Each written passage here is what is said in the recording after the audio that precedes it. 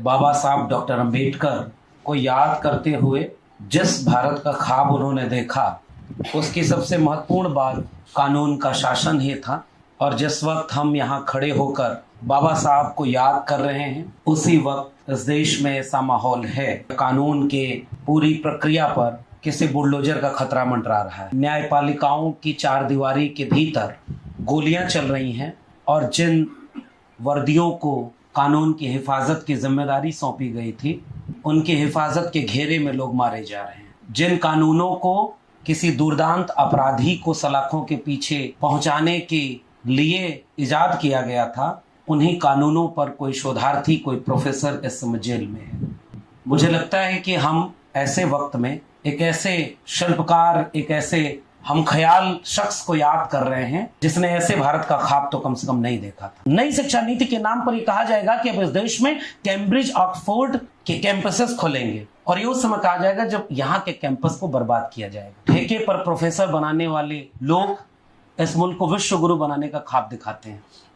ये अंतर्विरोध है कि कथावाचकों को सुनने इस देश के लाखों लाख लोगों की भीड़ आज भी जाती है और उसके सबूत हमारे पास हैं कि वो कथावाचक साफ तौर पर कहते हैं कि ये भाई आपके बच्चे का परीक्षा जब हो, ये बेलपत्री लो, इसमें शहर लगाओ, इस पर लगा दो, आपका बच्चा पास हो जाएगा।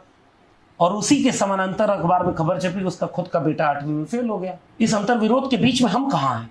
डॉक्टर अंबेडकर के पास मौका था। मैं क्यों जोर दे रहा हूँ ओरिजिनल डिग्रियों पर? मैं किसी और पर तंज नहीं कर रहा।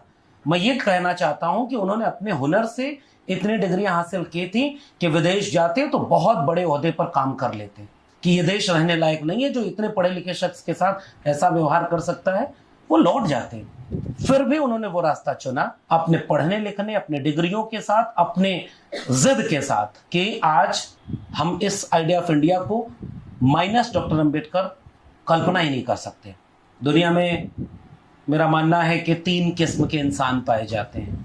एक वो जो इतिहास लिखते हैं। हम जिस आइडिया ऑफ इंडिया की बात कर रहे हैं, वो बिरसा, फूले, अंबेडकर, पेरियार, भगत सिंह, गांधी, इन सब को मिलाकर बनने वाला एक आइडिया ऑफ इंडिया।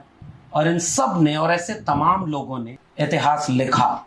दूसरे कुछ वो लोग होते हैं जो इतिहास पढ़ते हैं। और अब तीसरी एक बिरादरी ऐसी भी है जिसे न इतिहास लिखने का मौका मिला, न इतिहास पढ़ने का मौका मिला, तो अब वो इतिहास बदलने पर काम कर रहे हैं और सिलेबस बदल के सोचते हैं कि वो नया इतिहास लिख रहे हैं।